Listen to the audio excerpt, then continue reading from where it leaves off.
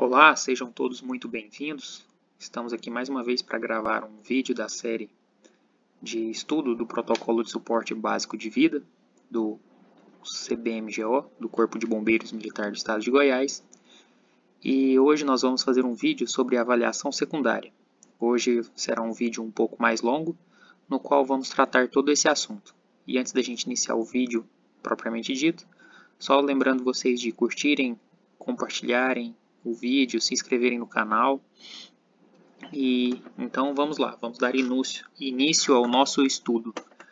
Como eu disse, nós vamos tratar da avaliação secundária. E a avaliação secundária, vamos lá, o primeiro item aqui, ó, reconhecimento.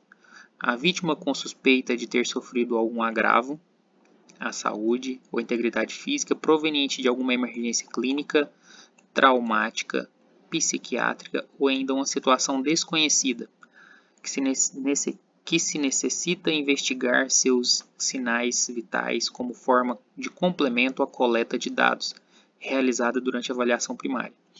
Então, essa avaliação secundária é uma forma de a gente complementar a coleta de dados que a gente fez na avaliação primária, certo? Para a gente dar um melhor atendimento aí para a vítima. Então, após realizar a avaliação primária, nós vamos, primeira coisa, ó, identificar o nome completo, sexo, idade. Isso aqui é interessante, ó, isso é uma novidade nesse protocolo. Caso a vítima possua um nome social, vou mudar a cor aqui porque é uma novidade, ok?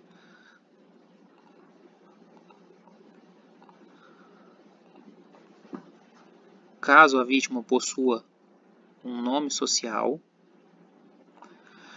o socorrista deverá ser registrado na ficha de ocorrência e o socorrista deverá chamar a vítima pelo seu nome social. Então, é um homem que tem um nome feminino. A pessoa se identifica pelo sexo feminino e tem um nome feminino.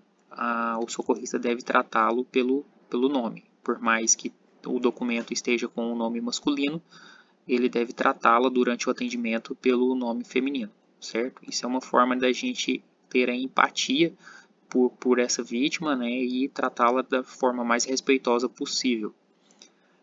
O terceiro item, vamos voltar aqui a nossa cor.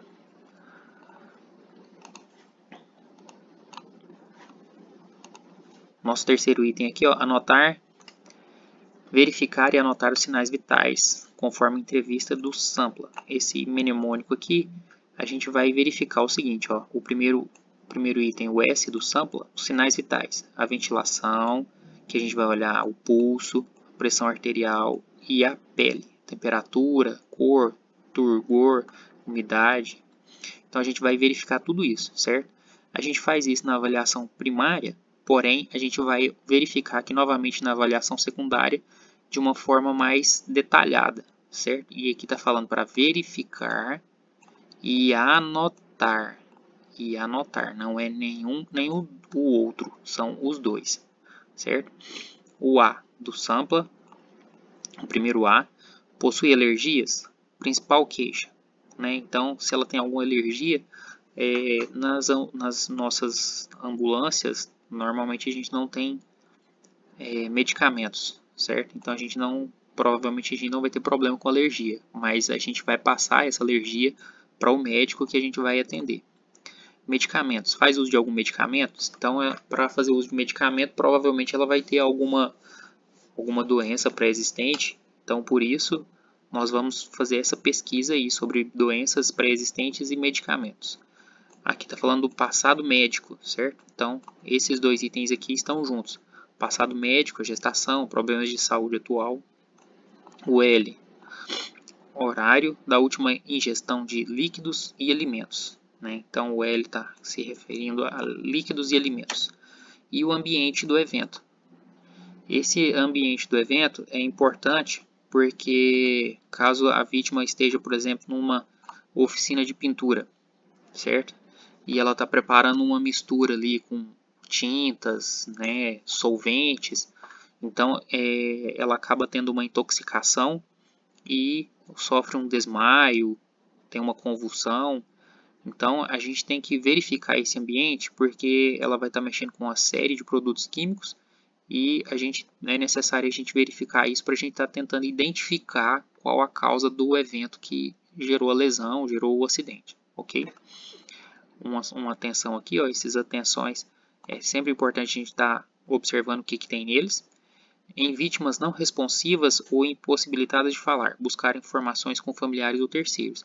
Isso aqui é extremamente importante. Às vezes não tem nenhum familiar ou nenhum terceiro ou outras pessoas. A gente tem que tentar ao máximo encontrar alguém que viu o acidente, alguma situação para poder informar o que houve. Se foi um acidente, por exemplo, de trânsito, sempre há pessoas curiosas no local e é interessante a gente verificar com essas pessoas o que houve. Continuando aí, ó, o quarto ponto, avaliação complementar e continuada, certo? Então, esses itens aqui, alguns a gente já viu anteriormente. A oximetria já viu, pressão arterial já viu. Aqui está falando de aferir a glicemia capilar, certo? Isso aqui é a primeira vez que menciona no protocolo, nesse ponto aqui. E ausculta pulmonar.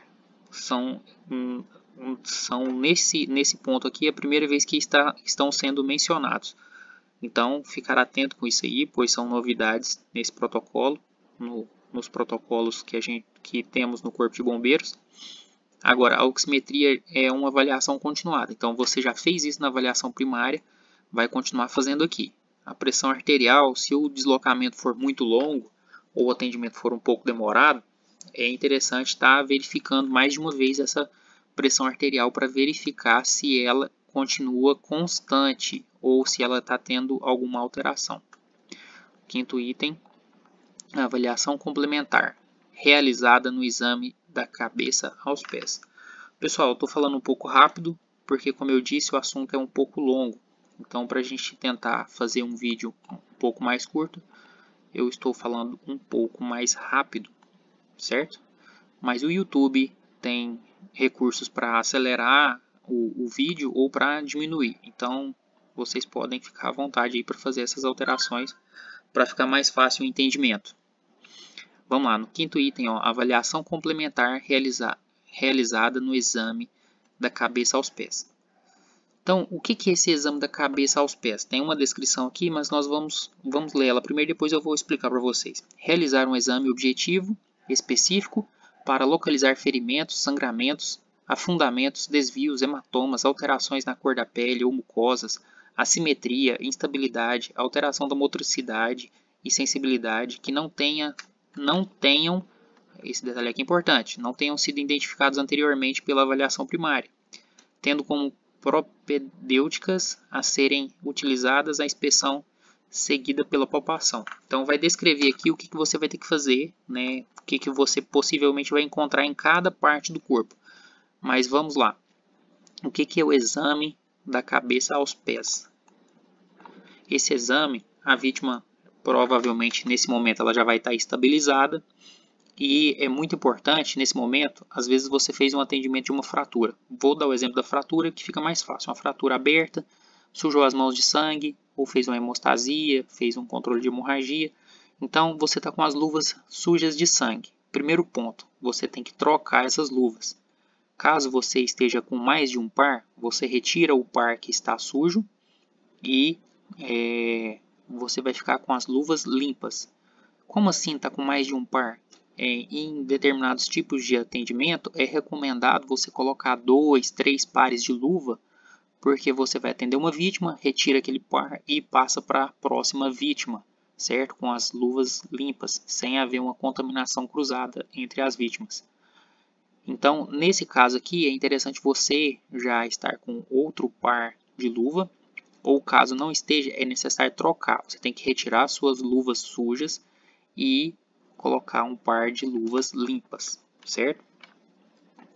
E aí você vai fazer a palpação. O exame é uma inspeção seguida de apalpação. Então, esse momento aqui você vai explicar para a vítima. A vítima provavelmente vai estar estabilizada e você vai falar para ela, olha, nós vamos fazer um exame da cabeça aos pés e é necessário verificar caso tenha alguma lesão, tenha caco de vidro, tenha algum objeto para identificar uma possível lesão. Então você começa pelo crânio e face, vai inspecionar e apalpar o couro cabeludo. À medida que você vai apalpando, você vai olhando as suas mãos para verificar se tem sangue, porque suas luvas estão limpas. A partir do momento que tem sangue em algum local que você não viu ainda, é porque ele tem algum sangramento. Então é necessário verificar melhor. Então inspecionar e apalpar o couro cabeludo, orelhas, ossos da face, para ver se tem alguma trepidação, olhos.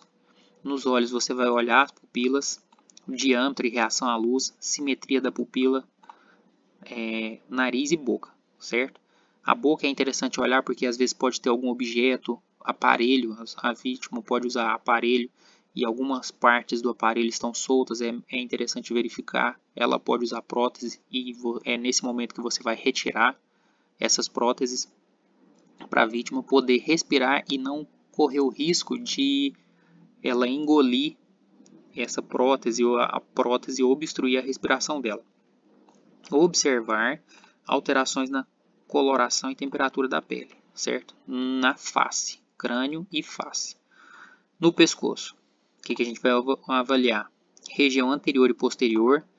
Avaliar em especial se há distensões das veias jugulares. As veias jugulares são as veias que ficam do lado, na frente do pescoço, do lado dos lados, certo? Essa palpação na região do pescoço, você vai verificar se há dor. Caso seja necessário remover um colar cervical ou algum item que está estabilizando ali, você vai fazer essa remoção da forma mais simples possível. Se houver reclamação de dor, você vai parar e vai verificar melhor sem retirar o equipamento. Próximo item aqui é o tórax. Observar em especial se há musculatura acessória, tiragem intercostal e de fúrcula, movimentos assimétricos. Então no tórax você vai verificar se tem alguma distensão, se tem algum movimento assimétrico. Esses movimentos, o tórax é dividido em duas partes, né? O lado direito e o lado esquerdo. Então você vai olhar caso tenha movimento de um lado, a pessoa respira, inspira, o peito vai encher, aí um lado ele enche e do outro ele afunda. Então é esse tipo de movimento assimétrico que você vai observar. Então ficar bastante atento com movimentos assimétricos. Isso pode ser sintoma de um pneumotórax, de alguma lesão, de alguma lesão nas costelas ou alguma coisa. Ver edema, a presença de edema, hematoma, deformidade, crepitação óssea, certo? Aqui não está falando, mas a questão de dor também você vai verificar. Caso tenha algum desses itens aqui, possivelmente vai ter bastante dor.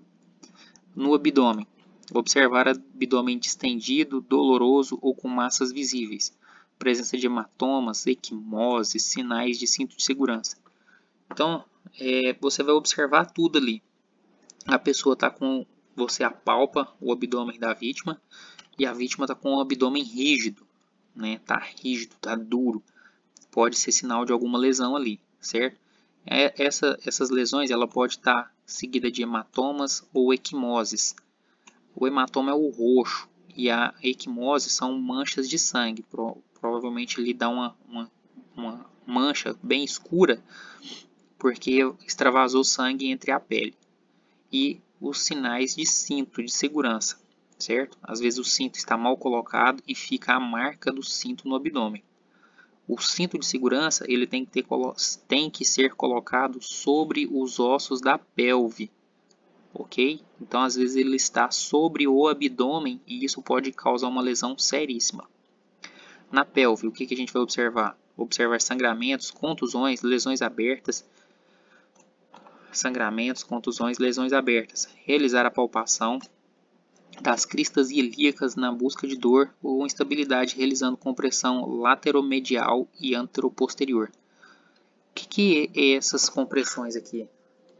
A vítima está em decúbito dorsal, você vai estar sobre a vítima e vai colocar suas duas mãos, uma de cada lado, sobre a crista ilíaca e vai pressionar dando uma leve balançada para verificar se a pessoa sente dor.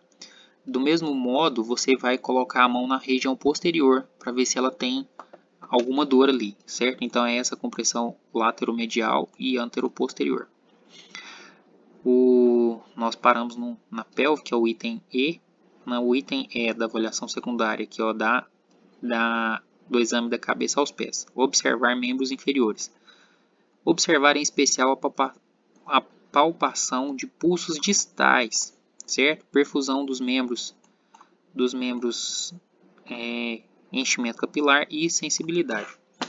Às vezes a vítima sofreu alguma lesão, por exemplo, uma fratura no membro inferior, e é extremamente importante você fazer essa palpação, fazer o teste de sensibilidade para ver se ela está sentindo cócegas, por exemplo, se ela está sentindo você encostar no pé dela. Isso aí é extremamente importante.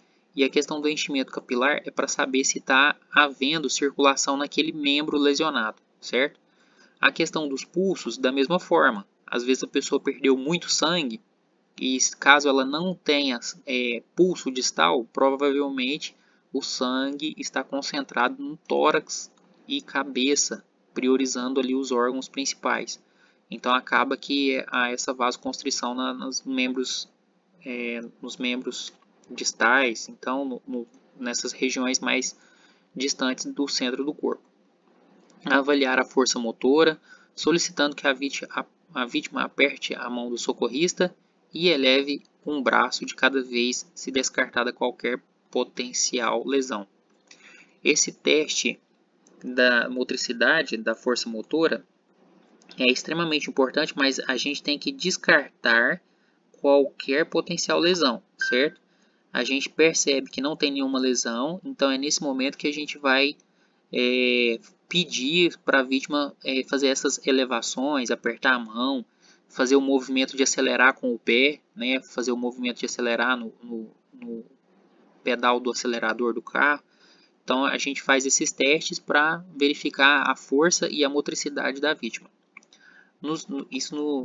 Eu acabei antecipando, né? Porque a gente estava falando de membros superiores e eu mencionando talvez aqui já membros inferiores. Então, agora nos membros inferiores, ó, observar em especial a palpação dos pulsos distais, que é a mesma coisa, certo?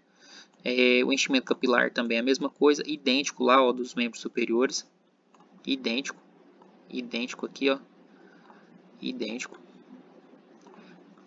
Aqui embaixo, avaliar a força motora, solicitando que a vítima movimente os pés, eleve uma perna de cada vez e, se descartada, qualquer lesão, certo? Então é nesse ponto aqui que eu já estava antecipando sobre fazer o movimento de acelerar com o pé, ok?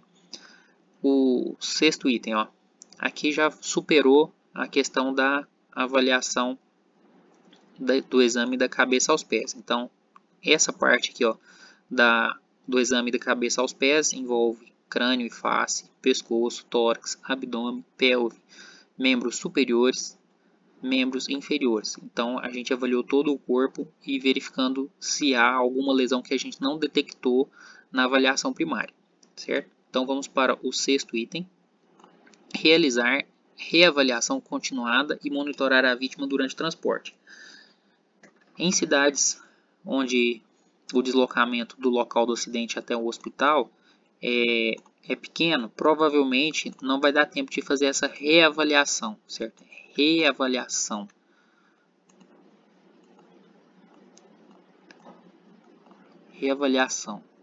Então, tem que ficar bastante atento com isso, porque às vezes o trajeto é muito curto, não vai dar tempo de fazer essa reavaliação. Apenas vai monitorar a vítima durante o transporte, ok? Essa reavaliação continuada é necessário porque se o transporte for muito longo, nós precisamos manter os sinais vitais constantes. Não podemos deixá-los diminuir ou aumentar em algum sentido, pois isso pode acabar lesionando a vítima de alguma forma, agravando a situação da vítima de alguma forma. Então, ó, no sétimo item, informar ao centro de operações a condição e estado da vítima, passando os dados de forma sistematizada. À medida que a gente informa o centro de operações pode nos direcionar para um hospital de referência ou no caso de cidades do interior, nós podemos pedir para que o centro de operações já avise o hospital que normalmente são transportadas todas as vítimas, para que eles se preparem devido ao grave estado da vítima, se for o caso, certo? O 8º item, a vítima deverá ser encaminhada para a unidade hospitalar regulada pelo centro de operações ou hospital de referência. Então, é por isso que a gente faz o item anterior. Aí já a gente vai ter o encaminhamento. Ó, mais uma atenção. Vamos ficar ligado. As vítimas estáveis, inicia-se a avaliação secundária logo após o término da avaliação primária. Então, é uma situação contínua, certo? Podendo fazê-la no interior da viatura a caminho do hospital.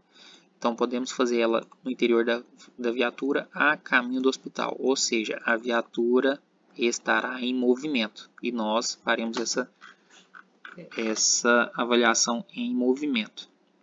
Porém, caso a vítima esteja estável, nós podemos ficar um pouco mais no local para fazer um atendimento de excelência, com uma estabilidade no movimento ali para a gente verificar melhor, por exemplo, o exame da cabeça aos pés.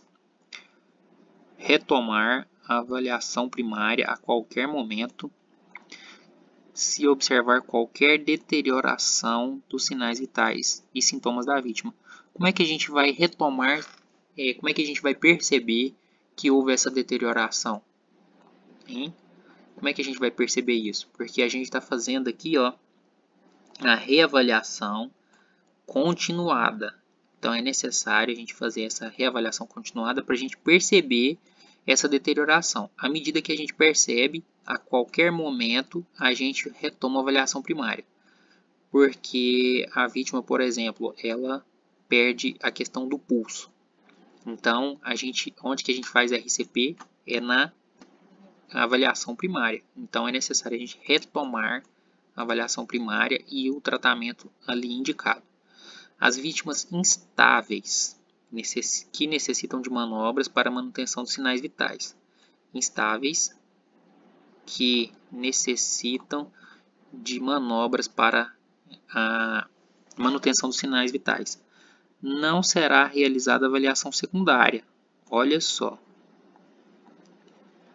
Instáveis, vítimas instáveis. Vou mudar a cor desse negócio. Vamos colocar vermelho de novo. Então, vítimas instáveis necessitam de manobras,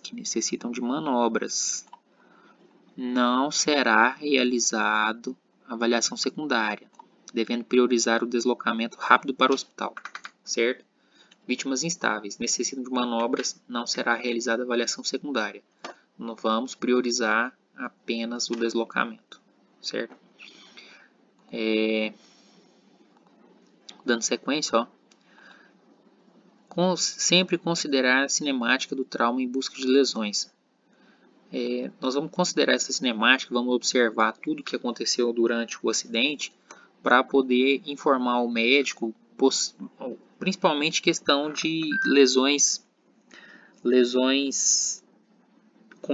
com suspeita de hemorragia interna, porque a hemorragia interna ela pode gerar uma grave consequência para a vítima. Então nós vamos sempre ficar atento com a cinemática do trauma e buscar possíveis lesões para a gente relatar isso para o médico, porque caso nós não relatemos, ele não vai tomar providência em relação a essas possíveis lesões.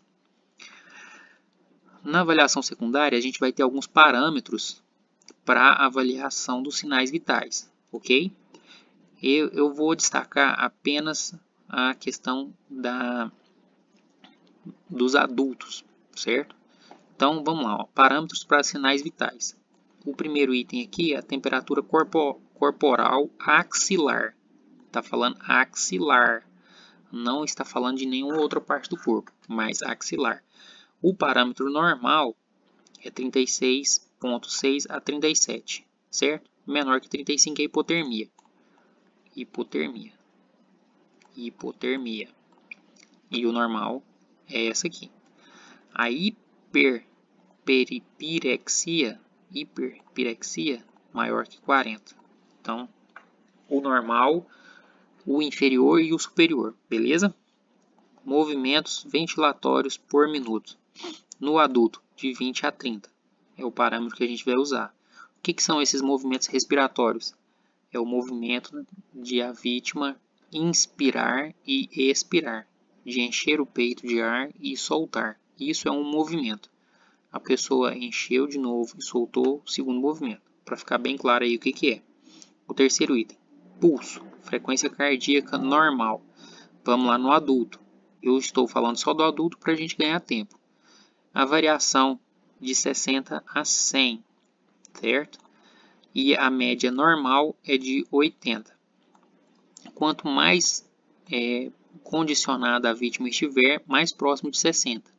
Quanto mais sedentária a vítima estiver, mais próximo de 100. Ok? E por último aqui, ó, a avaliação da pressão arterial. No adulto, o normal dele vai ser de 110 a 140, que seria 11 ou 14. E a diastólica, a pressão sistólica, né? A diastólica de 60 a 90, certo? E criança tem essa situação aqui.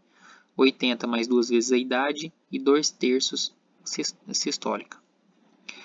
No próximo item aqui, ó, para a gente avaliar ainda, a gente tem essa avaliação pelo mnemônico acena. Esse acena aqui a gente vai ver ele em diversos procedimentos no decorrer do protocolo.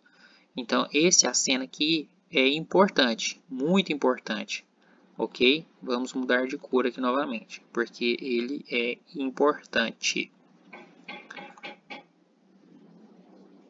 Guarnição de Wayne Apostos.